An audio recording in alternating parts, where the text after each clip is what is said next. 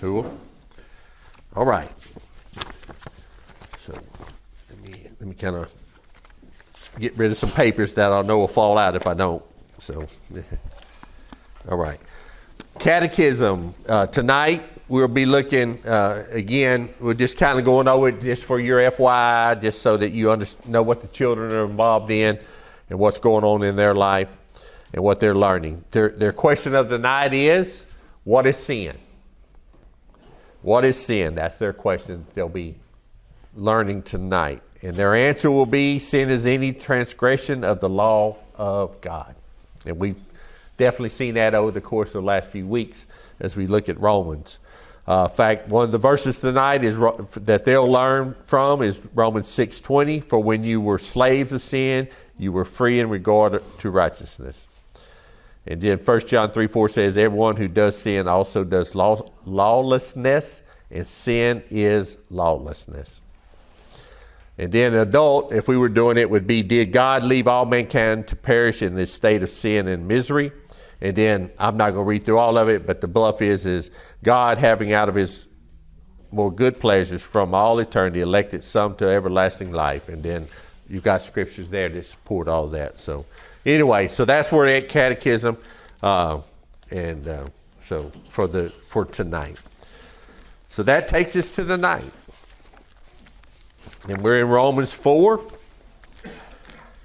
And we'll be looking at 18 through 25. This will close up chapter 4 for us. And we only have chapter 5 as we go through the process. And we'll finish up in Paul's first section as he deals, well, I say first section. His section on justification. We'll finish that up. Not next week. It'll probably take us 2 more weeks to finish that up, and then we'll be through with that.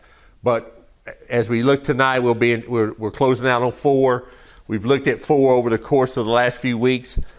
Just in a mini review, we started justification, the idea of justification, Paul's talk to justification, Paul's Paul's writing basically the doctrine of justification for the book at Rome, for the church at Rome, or the people at Rome.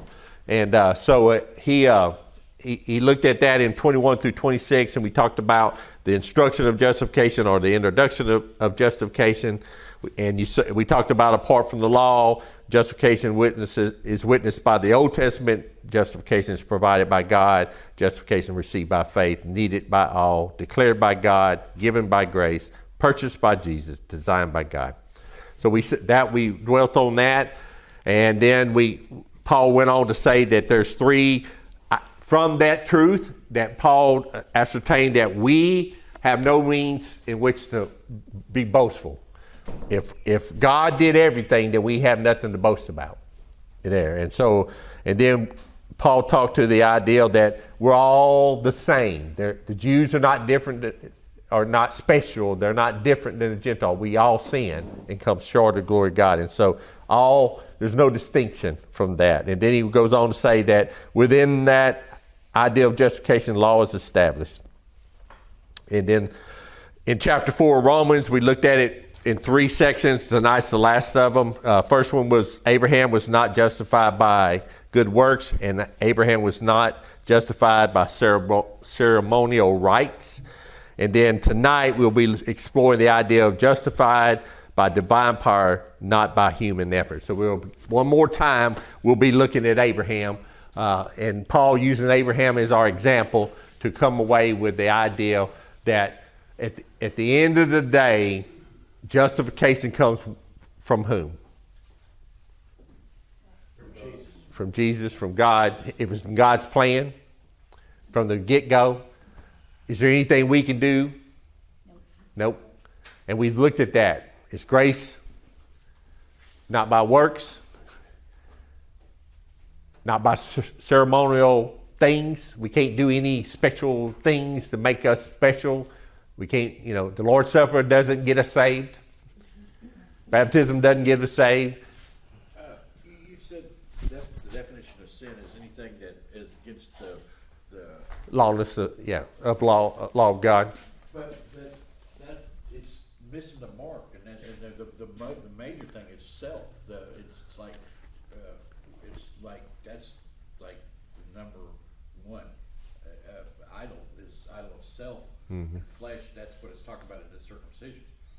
I'm not trying to interrupt you. But No. because this, you make it's this big of a pie, but it's really this big of a Yeah. pie. I mean, Yeah. because if anything that misses, his thoughts are not our thoughts. Right. So anything that we have, Yep. we think, oh, it's just inside of this law. No, it's in anything, period. Yeah. So that question was for children, and so I that. thought that was ours.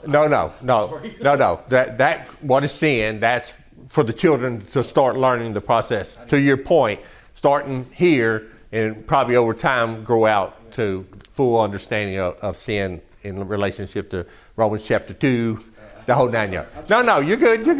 No, Because if you put a door yeah, on it, yeah. We get that definition from 1 John 3:4, Right. which says sin is lawlessness. Right. So So it's just breaking that down. Yeah. You're right. it get Missing the mark figures in there. yeah. It gets bigger, and I think I haven't looked at all the children's study I questions. thought that was ours. Yeah. I was just sitting No. there, just rolling it over. I was like, it's much better. Yeah. So anyway, no, it is. No, you're good. I told you. You ain't hurt my feelings. I need to be corrected. I need to be kept on track. so especially if you think I misspoke, I definitely want somebody to go, hey, wait a minute, let's get clarification on this. So anyway, so we're on track here. Again, one more time, we're going to talk about Abraham tonight in relationship to the last few verses of Romans 4. We're going to look at what Paul was trying to lay down there. And that was the ideal that we, in salvation and justification, in that light, we're justified by who? Divine power of God, and not by human effort. And so we're going to look at that a little bit tonight. And you'll bear with me because I got a lot of things running in my head and I'm trying to figure out how to narrow it down to there. But what I really want to spend some time on is look at Abraham as he does, and we want to talk to it in light of Abraham's life, what he did when he was called by God, what happened immediately thereafter, and then what happens at the age of 99, and so on there. But Abraham himself, is going to be our pictorial tonight as we walk through there. So let's read those verses, and so before we get started. 18 through 25 says, in hope against hope he believed, so that he might become a father of many nations, according to that which had been spoken. So shall your seed be. And without becoming weak in faith, he contemplated his own body, now as good as dead, since he was about 100 years old, and the deadness of Sarah's womb. Yet, with respect to the promise of God, he did not waver in unbelief, but grew strong in faith, giving glory to God, and being fully assured that what God had promised, he was able also to do. Therefore, it was also accounted to him as righteousness. Now, not for his sake only was it written that it was counted to him, but for our sake also, to whom it will be counted as those who believe upon him who raised Jesus, our Lord, from the dead. He who was delivered over an account of our transgression was raised on account of our justification. So anyway, as we look at this, we begin in verse 18. And as we talk about what Paul has laid down, he's kind of in those first verses, 18, 19, 20, 21. He's kind of put in some basic statements about Abraham and what that meant in Abraham's life. It kind of analyzes justification in light of those statements. What does it mean? What does it sound like? And so as we look at that, I'm going to flip back and forth. We'll go back into Genesis some more, and then we'll come back into here. So let's start. We'll start with that. In Genesis, let's start at 15. Yeah. Genesis 15. Let's start somewhere right about there. So, because things happened to Abraham before that, but I'm over here. not going back far enough. There it is. All right. So as you look at your chapter 15 of Genesis, what do you see there? What's happening in chapter 15?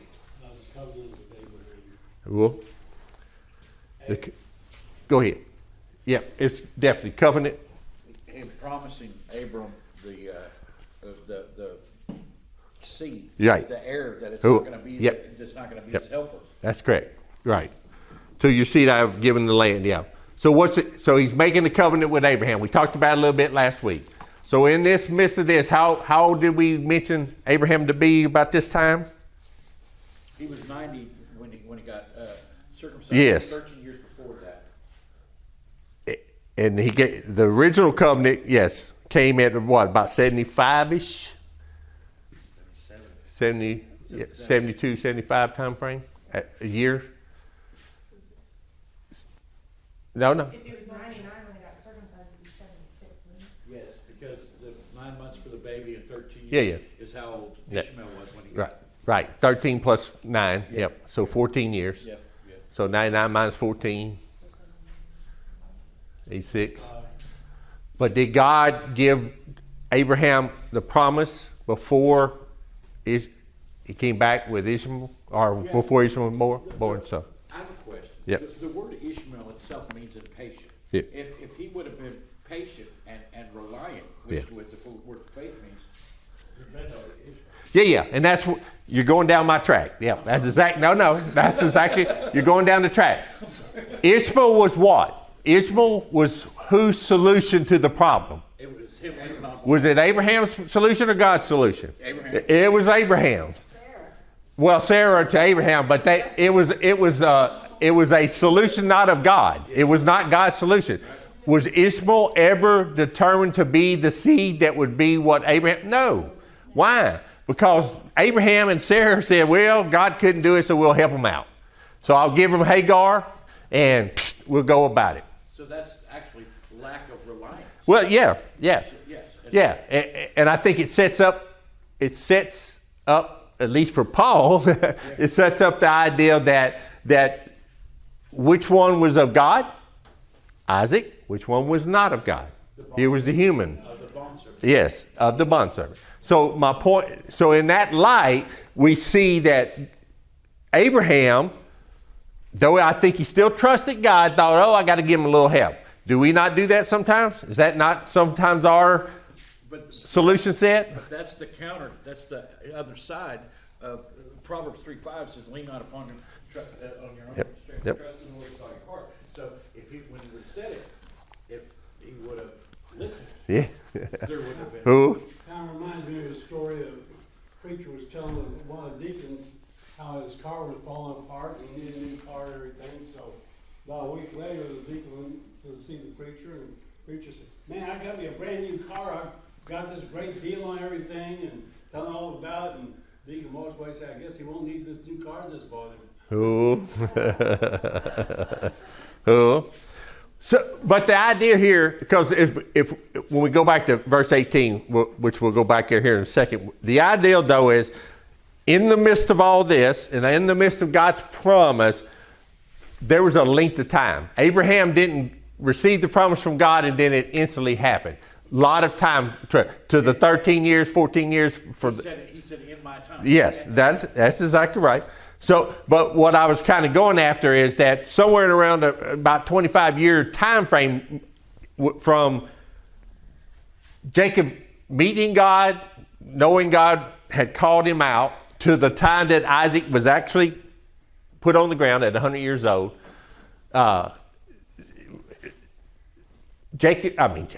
Abraham had to work through a whole lot of stuff. And it's interesting because I was listening to this, and I'll just share this with you because it was just interesting to me. Anybody know what Abram means? Abram. A-B-R-A-M. Abram. Abraham's first name. What does it mean? Anybody know? It means father of many. The other one's father of many nations. Yeah. The second one is Abraham comes into the thing. What I heard and listened to today was this idea. as Abraham was walking, he was a shepherd. He was going all the things. So he gained a lot of reputation with people. So many people probably dealt with him on a daily basis, and knowing his name was Abram, father of many. How many kids did he have during that time? None. So the idea here that every time Abram was dealt with, people, because back then, why? Name was kind of What you were. Yes, what you were. So the idea that Abram, in his early times, when God called him out, before he changed his name, he was the father of many, but yet he had none. And even when he changed his name to Abraham, it means father of many nations. How many could he claim then, before Isaac? One. So even in that midst of there, the point of the person I was listening to, the teacher I was listening to, was the idea that Abraham had to deal with this almost every day, that he knew God was going to bless him, but every day he had to deal with the reality. There ain't many here, because the idea of sands was someone, Barnhart, I think it is, Dr. Barnhart, basically made this statement, and I've not did the research to back it up, but he said that when God said there would be as broad as the sand, there's a reflection to the stars, because the belief is there is many stars in the sky as there is sand on the earth.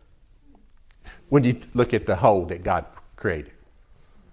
So anyway, so again, I didn't check it out. I just thought that's an interesting thought process that in God's wisdom, he put so much sand on the beach, and then he multiplied the stars to match that sand thing. I just thought that was a great idea. But, yeah, I thought it was a good thought process. But again, I'm back to Abraham. Again, that was my point. Over 25 years of time before he got the seed that was promised, that God delivered him, Abraham had to deal every day with people who understood what his name meant, and had to deal with that reflection on himself to say, for many years he had none. He had nobody behind him. All he had was workers, slaves, but he had no immediate family.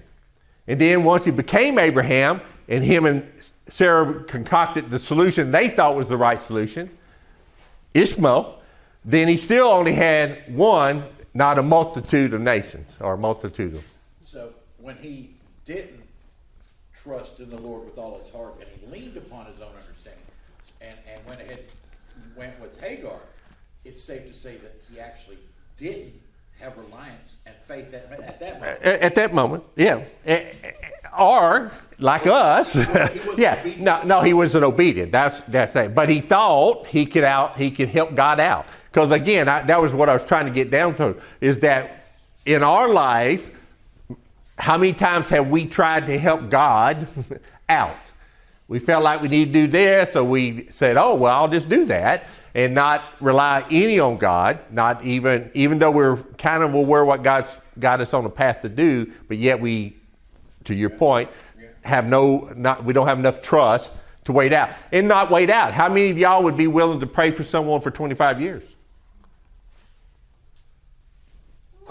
How many of us would be willing for 25 years to do anything that was consistently the same thing? In other words, day in, day out, you did the same action every day in belief that God was going to deliver. Let's look at Noah. What about Noah?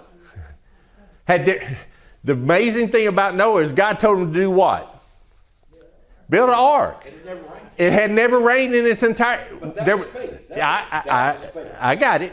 But he did also. He had some actions that took him off going to. Yeah.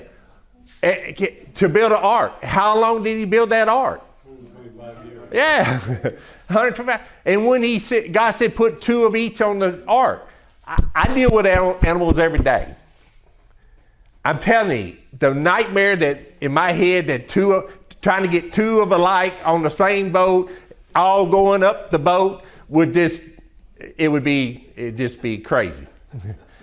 But to know Noah says, okay, Lord, you said 2, I'm going to put 2 up there and we'll just do this. I'm sure God gave him some help and helped him with the animals being trusted, but just that whole chaos that happens with animals.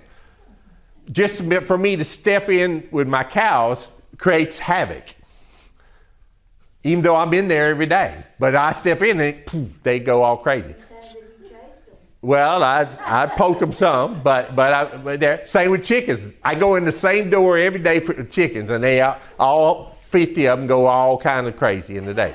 When I go in there, they're all chase me out. Yeah. So anyway, so my point is as we look at Noah, we see a man who had faith, just like you said, but we see he was in a situation, 120 years, building a boat where he never heard the term rain, and then to understand theoretically that boat had to have a lot of water, which he probably didn't even understand that. But that whole idea that he's going to get in that boat, God's going to let it do what God planned on it to do. At least he could go home every night. Yeah. Abraham, he told to leave Ur. Yeah, and go, someplace yep. And he went to Hanar and stayed there 15 years. Yep. And stayed there 15 years, and then he moved on to say. And then Meshach and Abednego, that whole, how many of you have faith to get, to say, yep, I ain't doing it, just put me in that fire. And the fire's so hot that the people burned up that were trying to get them in there. But yet they still just went, boop, okay, I'll go. I don't think that they thought they'd come out of that fire either. Well, they might have not. But just the idea that I would trust God to just let me go walk in there. I've been around hot furnaces in my life. They ain't even, the idea that I would have the mental fortitude to have faith in God that He's going to take care of me, whatever happens, whether it burn up or I don't burn up, but to step myself into that fire, that heat. That's called reliance. Right. So that's what we're looking at, and that's what we need to resolve ourselves to. But think about Abraham, and in fairness, that he had a lot of issues.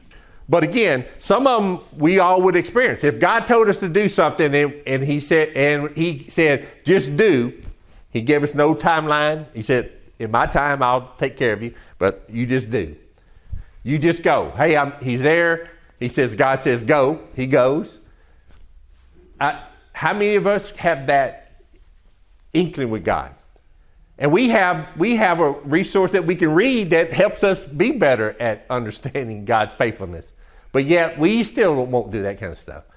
So anyway, I told you I was going to get off on, I have too many things in my head right now. All right.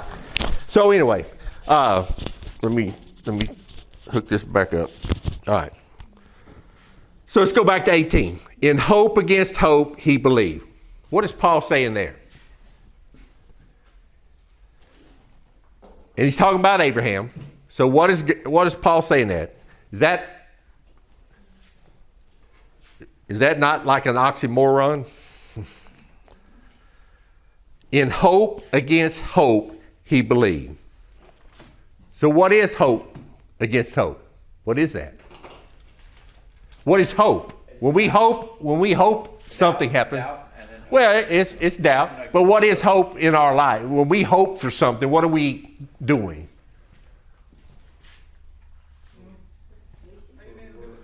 No, just hope. If you're hoping for something to happen, what are you really doing? You're wishing. I'm wishing. I'm hoping. I'm wishing. I'm doing. So what is Paul saying here? I'm wishing against wishing. So what is that? What does that become? Huh? No. It becomes faith. Because now if I'm wishing, the idea is that I'm taking two opposing things and said there. So the outcome of me hoping against hope, brings about faith. Because I'm negating hope. Because I'm now no longer wishing, I'm trusting. So in the oxymoron world, this is an oxymoron type language. So the idea would be I'm hoping against not hope. That's like positive one and a negative. Yes. Zero. Right. But what's the zero sum when we're dealing with God? When we take away us out of the picture. That would be surrender. It would be surrender, and that's when faith can come in. That would be, yes, Yeah. that would be. Yes. But that's the idea I think Paul's trying to stress here is saying, look, Abraham had hope against hope. he had it to the point that he surrendered to God, even though that he had his days, his moments where he's going, oh, well, I'm going to help, I'm going to do, I don't, so he did definitely had those moments in his life of 25 years, but at the end of the day, his reliance was on who? God. And that's what I think Paul's trying to say here with this oxymoron of hope against hope, and that is when you start hoping against not hoping, then you become reliant on the Lord. You become reliant to that. You become reliant on that whole ideal. And he goes on to say, a father of many nations, according to that which had been spoken, so shall your seed be. And that goes all the way back to what God told to the verse you rely to. God told him, hey, I'm going to give you the seed to see this. It's a quote of the Old Testament there. And he goes on in verse 19, he says, and without becoming weak in faith, he contemplated his own body, not as good as dead, since he was about 100 years old, and the deadness of Sarah's womb. So what's Paul coming away with here? Paul in this short verse is basically saying, or talking to the toward of what? That there came a time in Sarah's and Abraham's life that they understood that they couldn't do anything no more. When Hagar came around, Abraham was still a viable man and he could produce an offspring. But at the age of 99, they realized real quick that neither one of them could contribute to what God had promised. Can we, just like we can we contribute to anything to God for our salvation? Can we contribute to anything to God that would allow him to say, oh, you're pretty good Joe? No. But Paul's writing here just makes a recognition that Abraham and Sarah understood that the promise was coming from who? The divine power, God. Who can raise the dead? God. There's nothing to do. He basically had to raise a dead libido or a dead womb. God brought them to life in order for them to have Isaac, because it was not about them. God had to intervene in the whole process, and that's what I think Paul is simply saying here, is that Isaac. There came a time in Isaac's understanding, because with Ishmael they didn't understand that. With Ishmael, Sarah nor Abraham understood the fact that God could have done it. They didn't need to help. They didn't need to help God out. Go ahead. In my simple mind, I think that his timing was deliberately by waiting that many years, because it just like when he showed Gideon, no, not that many, not good. So it would be absolute that he did it. No, cut and dry. Cut and dry. And again, the title, huh? Yeah, that's exactly. Yeah. Yes, but we title it tonight. What? Justification is by divine power, not human effort. To your point, exactly right. God's plan was, I'm going to just, you just hang in there. It looks Yep. like it's inhumanly possible. Yep. And that's when he's doing. Exactly. And that's exactly what Paul is stating here. And then he goes on to 20, he says, yet with respect to the promise of God, he did not waver in unbelief, but grew stronger in faith, giving glory to God. And then 21 says, and being fully sure that what God had promised, he was able to do. So Paul, again, in those succinct verses, just makes the statement for Abraham's faith, Abraham's trust, and that even though we got events that happened, that Abraham wavered in his thought process, he never lost sight of God, and that God would be his deliverer, God would be his solution, God would be there, and he waited. Again, I can't imagine I've done some things for a long time, but just the whole idea of having something that you've been told will happen in a time, but you don't know the time, and to have the faith and the trust to just continue in that. And I think that's a challenge to us as parents, and a challenge to us as grandparents, and a challenge to us as friends. Do we have people that we know that need God, that need Jesus. They need him to intervene and change them. And we need to hang in there and be faithful to that call. Abram was more obedient than he was anything, because when he said, okay, come away from the land of your kinfolk, he listened. Yep. Okay, I'm going to do this for you. He listened, but he had doubt. He was more obedient. And then when he said sacrifice it, there was nothing between him and God. He's like, because he knew that if he went up there, that God would provide. So because from his seed is going to be where all those kings and nations are coming from. So if he had to sacrifice that seed, he would have provided another or raised that one. Yeah. No. Yep. But even in that, when you, as I was thinking today, if God told you you were going to be the father of a nation, a mini nation, in your head you envision what? At that moment, a lot of things happening. Like I'm going to have a lot of kids. Yeah. I'm going to have a lot of stuff. God's going to give me all these people so I can clearly articulate. He had one. That he had to believe God that through Isaac, what God had promised will happen. So even in that, he was, I won't say limited, but again, when you think, okay, God gave me the name Many Nation, I'm good with that. He gave me my first child at 99, 100 years old. I'm good with that.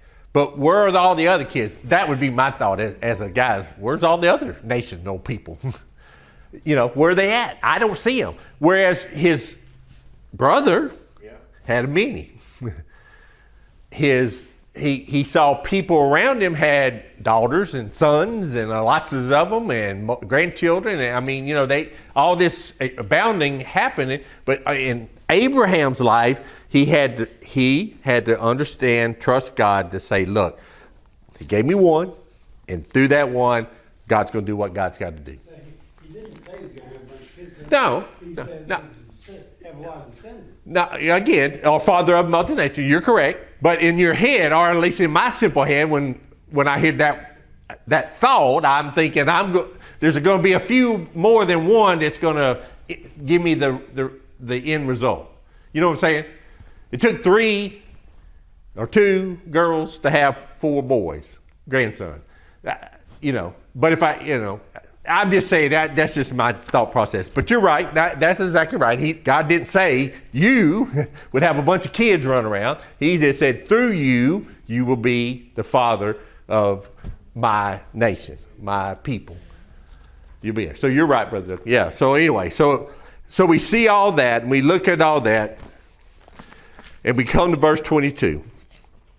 And what does it say there?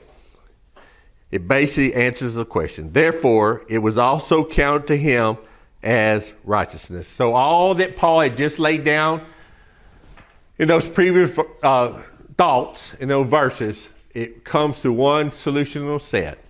And that is what? And by the way, I'm 76 and I don't want a bunch of kids either. Who? Yeah. I've had my... Yep. And so anyway, God, in verse 22, Paul lays down the answer for justification, the answer to justification. That is, it's all counted to him as right. Justification, we talked about it for the last few weeks.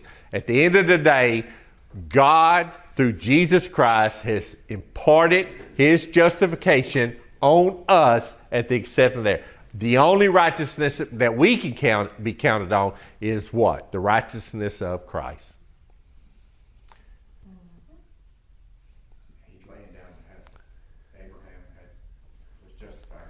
Yes, from the beginning. So it wasn't, even though things happened and Abraham did some things and Abraham was obedient and did some other things.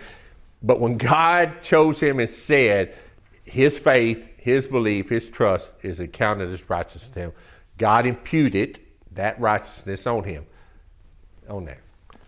That was planned. He was a part of a plan long before he was born. Yep, I agree. A whole part of it.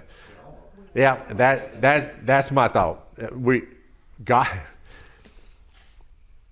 can't be who God is without having sovereign knowledge of what's going on. I'll just go there. So anyway, so there. And then in verse 23 and Paul will close out with these three verses or three thoughts. Now, not for his sake was it written that it was counted to him, but for whose sake? Our sake. So Paul's writing this for who? Us. He's not writing this for that. He's writing to the people of Rome. That's a fact. But God, through Paul, is writing that to who? Us. Us. And Paul, in the beauty of it all, I believe Paul understood that. I think Paul understood he was writing to the Roman, but I think Paul understood that what God had given him to do and to put down was going to be for God's people, God's church, God's body there. So he says, now for his sake only was it written that it is counted to them, but for our sake also, to whom it will be counted as those who believe upon him who raised Jesus our Lord from the dead. And he closes with this. He who was delivered over account of our transgression and was raised on account of our justification. And who is he talking? Who is he? Jesus. Jesus. God raised Jesus from the dead. God, through Jesus, gave us a way to deliver justification to us through Calvary and everything. And again, I'm a little early, but there's a lot of other tracks I was going to go on, but yeah. The only way faith is right. He speaks it over and over again. He's trying to make a point. Yeah. And, he's putting it back to Abraham, saying he was justified by faith. Yeah. That's how he would be justified. Yeah. And I think because he was writing to Jewish heavy Rome, he understood that when he called out Abraham and he used Abraham as his point of interest for justification, then they had nothing to stand on. Absolutely. They had nothing to stand on. Nothing. They had nothing. And so I think that's exactly why Paul in chapter 4 took Abraham and went from A to Z on Abraham, because as he talked to them, there was nothing for them. They might have saw him as their father. They might have saw him as a person that obedient to the law. But again, I don't even see how to get there from here, because why? When did the law come in relationship to Abraham? How many? Many years. Can it? Huh? Yeah, 400 plus years before God laid the law with Moses. So what was Abraham being obedient to? God. To God. That's what I'm saying. Yeah. He was. I bet God must have been like, man, what am I working with here? Took him out of the pagan. I tell him I'm going to do something. Him and Sarah laugh. Yep. They're just freestyling. But this is. Oh. No. Good point. I mean, God comes in and tells him. Yeah, they're doing it themselves. No, and when God came and said, "You're going to have a child," what did Abraham do? He fought. Yeah, well, that was one. And then when he came back the second time and said, "You're going to have one here and there," he falls on the ground laughing. Yeah, that's what I'm saying. Yeah. So you're spot on, But then again, to Brother Doug's point, I just can't imagine being 99 years old and going, "Oh, you're going to have another boy." That was like the best of the bad. Yeah. From the lineage, that was where it was supposed to come from. No doubt, because it was truly this. Ishmael could have been the solution, but God said no, because you did it your way, Abraham. That's not the solution. The solution is me, not him, not you. So if we do it our way, what is that considered? Sin. Then, yep. So I mean, Ishmael, though he was blessed, was never intended to be the solution for God's covenant people. Yeah. It was always Isaac. And it was only, to your point, until God said, "Okay, I'm going to just let you keep on trolling. Okay, psh, you can't have a kid, she can't have a kid, we're going to have a kid. And here we go. So anyway, appreciate it. Take a week off next week. We'll come back to chapter 5. Like I said, I think it'll be about a 2-parter on chapter 5, and then we'll get into chapter 6. 6 is fun, I think. Anyway, y'all have a blessed week. We'll see you Sunday.